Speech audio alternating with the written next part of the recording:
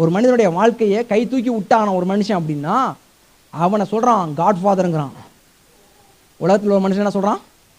God ஃபாதருங்கிறான். ஏன் அவர் மாத்திரம் என்னை கை தூக்கி விடலைன்னா நான் இந்த இண்டஸ்ட்ரியில் வந்திருக்கவே முடியாது, இன்னைக்கு ஒரு செல்வந்தன் ஆயிருக்க முடியாதுன்னு உலகத்தில் உள்ள சொல்கிறான். உலகத்தில் உள்ளவனுக்கே என்ன இருக்குது? கிராட்டிடியூட் இருக்குது. இருக்குதா இல்லையா? இருக்குது. உலகத்தில் உள்ளவனுக்கு அந்த கிராட்டிடியூட் இருக்கும்போது கர்த்தருடைய பிள்ளைங்களுக்கு அதிகமாக இருக்குன்னு நான் சொல்கிறேன். அதிகமாக இருக்கும். அதனால தான் பாருங்க அவர் சொல்றாரு, ஏன்னா அவர் சொல்றாரு நம்முடைய பாவங்களுக்கு தக்கதாக நமக்கு செய்யாமலும். அப்ப நம்ம பாவங்களுக்கு தக்கதாக நமக்கு ஏன் செய்யல? ஏன் செய்யல? நம்முடைய அக்கிரமங்களுக்கு தக்கதாக நமக்கு ஏன் சரி கட்டல?